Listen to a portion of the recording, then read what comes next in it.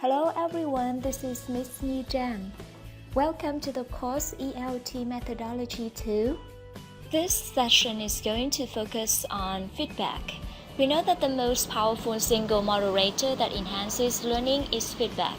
Hattie once said, "It is only when I discovered that feedback was most powerful when it is from the student to the teacher that I started to understand it better. When teachers seek, or at least are open to feedback from students as to what students know, what they understand, where they make errors, when they have misconceptions, when they are not engaged, then teaching and learning can be synchronized and powerful. Feedback to teachers helps make learning visible."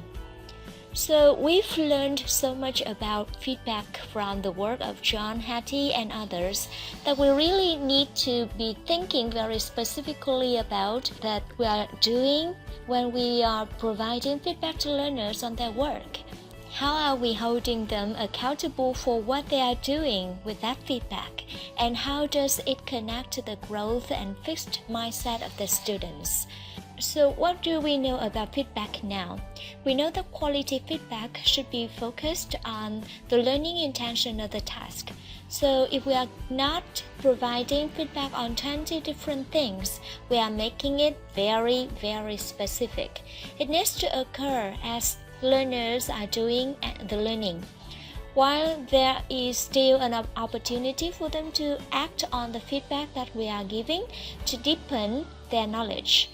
We need to provide feedback on how and what the learner understands and misunderstands, so it's really clear, you've got this, you're not so sure about this. Those are some things that we can say to our students. And it needs to assist the learners in knowing what their next step is. So we can think about the distinction between evaluative feedback and descriptive feedback. Evaluative feedback provides a value on the appropriateness of the response. Is it right or is it wrong? Do you get it or do you not? Is it 7 out of 10 or 2 out of 10? We are placing a judgment on the correctness and the value of the work. There's not too much that a learner can do with that except reinforce their view of themselves as learners. What we want to do is to think more about the kind of descriptive feedback that we provide, where students have an opportunity to act on it. So we want to provide descriptions of why a response is appropriate. We want to provide descriptions of what they have done well, what they have achieved. We need to provide suggestions of better ways of doing things, and we need to provide prompts to suggest ways students can improve. And one of the biggest things is that less is more. What do you do well, and what's your next steps? That's the descriptive feedback. Weaker kind of feedback is when we only give them the knowledge of their results or their grades, and that's called knowledge of results. Whereas stronger feedback, learners are given information about what's working, some explanations about what they need to do next, and some specific activities to undertake in order to improve. One important distinction to make when giving learner feedback is that a formative versus summative evaluation. Formative evaluation is a way of giving students feedback along the way. It is the answer to the questions, how am I doing so far and how can I improve? Summative evaluation includes those kinds of evaluation that summarize a student's overall performance. For example, the final grade for a course. Now you are going to watch a video. In the following video, you have a chance to look at some general do's and don'ts for formative learner feedback, and some specific techniques for giving feedback on work that students have produced when the primary focus is on oral skills and on writing skills. What you see and hear, including both the commentary and the classrooms, You will notice that the video offers several abstract ideas or advice, and then later provides examples from real classrooms. So you can pause or rewind the video wherever you want to take notes or review. Module 5, Learner Feedback. Module Focus, Introduction. One important distinction to make when giving learner feedback is that of formative versus summative evaluation.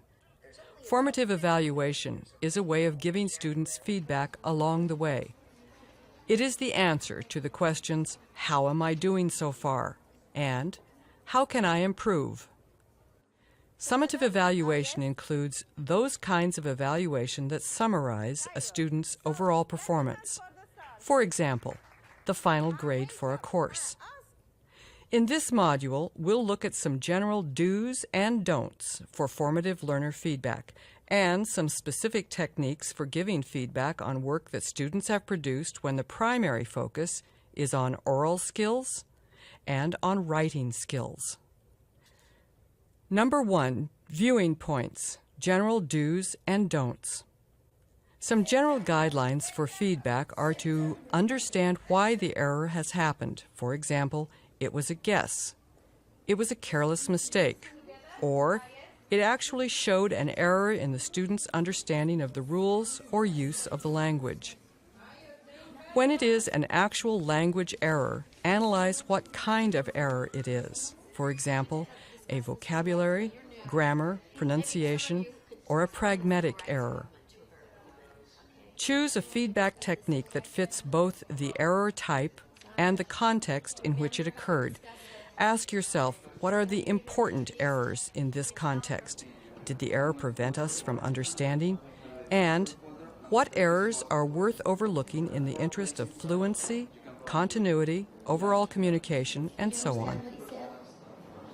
If you don't understand him, what do? Ask him to repeat. I want you to say folder. Folder. Yes, better. Whenever possible, use feedback mechanisms so that the students can self-edit and self-correct, or edit with a peer or in groups. Above all, encourage rather than discourage. Use positive feedback over negative. Students are more likely to engage with the language when they feel motivated, confident, and successful. Now, so clap your hands for yourself for the second time. That's very good. Now, Video segment number 1. Observe the following video segments as 2 different teachers describe their approaches and techniques for dealing with feedback. What techniques did the teachers use? What is the relationship between classroom atmosphere or tone and student performance? I have everything from barely can speak a word to almost a native speaker. So, and you see that in the interaction with the children, as you know, some of them are really bold. But about mid-year, I had a real huge transition as I conferenced with the parents and really encouraged the parents to encourage their students to participate more in class. It made a huge difference, like 75% difference. I had almost the majority of my kids participating during English language time compared to 5 kids really participating. So that was a huge shift for me and something really exciting to see with the culture that I'm working with in my classroom. All of them came to their conferences, and literally the next week it was a complete shift of kids being more involved. My teaching didn't really change. We didn't have new curriculum or anything. It was just a matter of, it's okay, we learn by making mistakes, and if you don't practice, you're never going to learn, or you're going to learn a lot more slowly. And they all are really anxious to learn. They really want to be good English speakers, and because of our language model here in our classroom, we have only a limited time in English, and they really need to take advantage of it. They will work in groups according to their learning styles. We're going to assign them different topics, the topics they studied last year, and they have to develop some activities like exercises, something like that, according to their learning styles. Then they will switch the activities, and the other groups are going to solve the activities You know what I mean? The activities, for example, group A prepared. The other groups are going to solve the activities, the exercises, and after that, the original group will collect the activities and they will check them. Summary. In both cases, the teachers have created a classroom atmosphere where it is okay to make mistakes. Making mistakes and using a trial and error process for learning counts as a positive student behavior. Students help each other, correct each other, and even design activities for each other. Number 2, viewing points. Feedback on oral production. There are many reasons for students to engage in speaking tasks, from a simple, almost formulaic level, for example, greeting others, asking directions, shopping, or telling or retelling a story, on up to a more complex level, stating a point of view, synthesizing information and reporting on it, debating, performing in a play, and so on. Video segment number 2. Observe the following video segments as the teacher offers some on-the-spot feedback. In what ways are the feedback techniques a good match for the activity and the situation?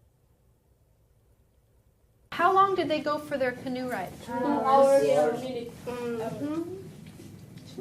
Oh, they're looking for the fish, huh?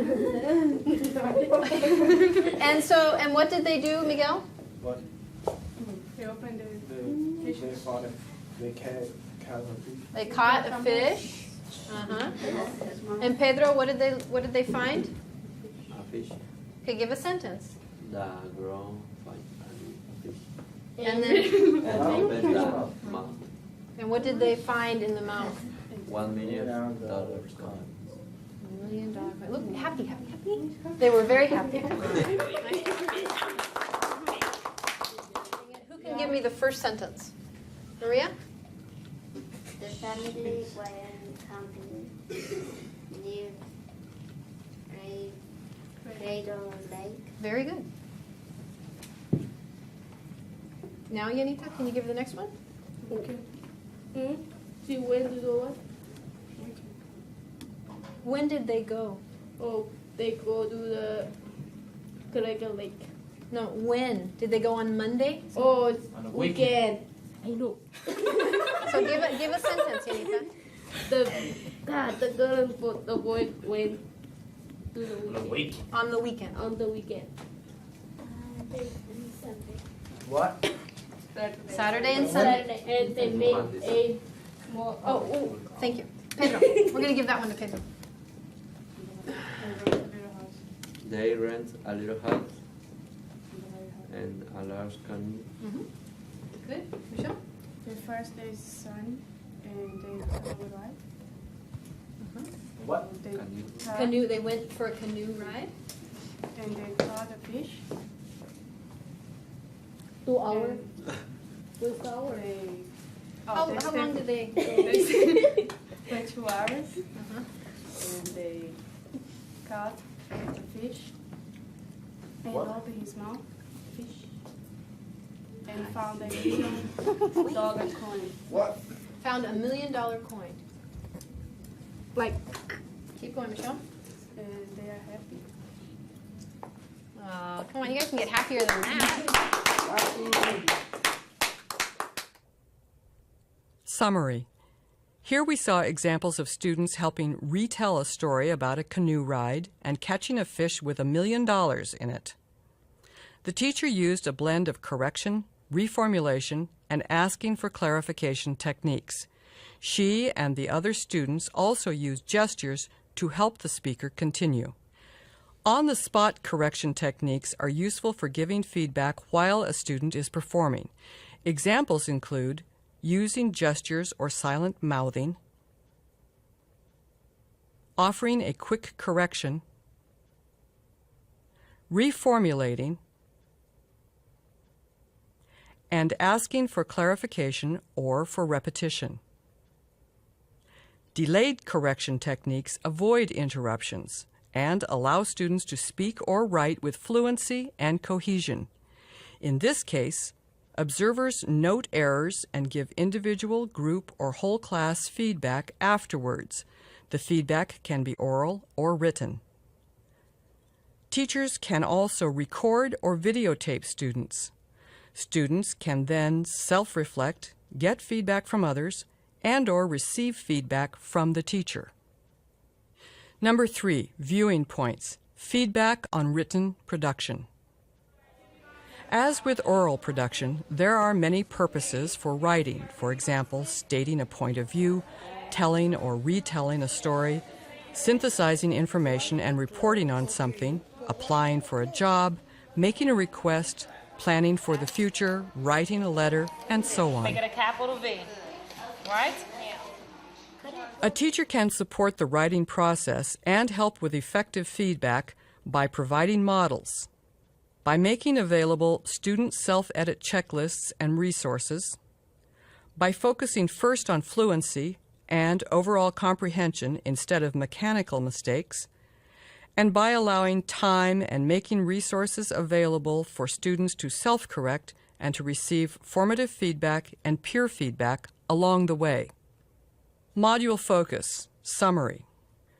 The focus in Module 5 has been on providing appropriate learner feedback in the classroom. Some questions to ask ourselves in order to provide students with helpful feedback include the following. Is the mistake or error really wrong? Or could it be my imagination? I can always ask for clarification or a repetition. Did you ask in English? Is this a mistake that several students are making? Should I pull back and redirect the group or the whole class instead of the individuals? Does the mistake or error affect communication? Are we concentrating on accuracy at the moment? Would on-the-spot or delayed feedback or even ignoring it altogether be more appropriate? From a cultural perspective, is it likely to offend or irritate someone? Is it the first time the student has spoken for a long time? Could the student react badly to my correction? What is the most supportive way to offer feedback? Remember what we've been learning about? Anticipating mistakes and errors that students are likely to make, diagnosing them when they happen, and then providing a feedback technique that's a good match and that encourages students to keep going. This is what defines effective learner feedback. Good. We have a capital at the beginning of the sentence and a period at the end of the sentence. So my whole invitation for you is to think about the way you provide feedback to your learners, what they are expected to do with the feedback, and who is getting the most learning from the feedback. Is it you or is it your learner? As I move you into the next part of this course, you are going to be thinking hard about teacher professional learning and how important it is for us as teachers to always be learning ourselves. And I hope that you are enjoying this part of the course so far, and I look forward to our next steps. See you!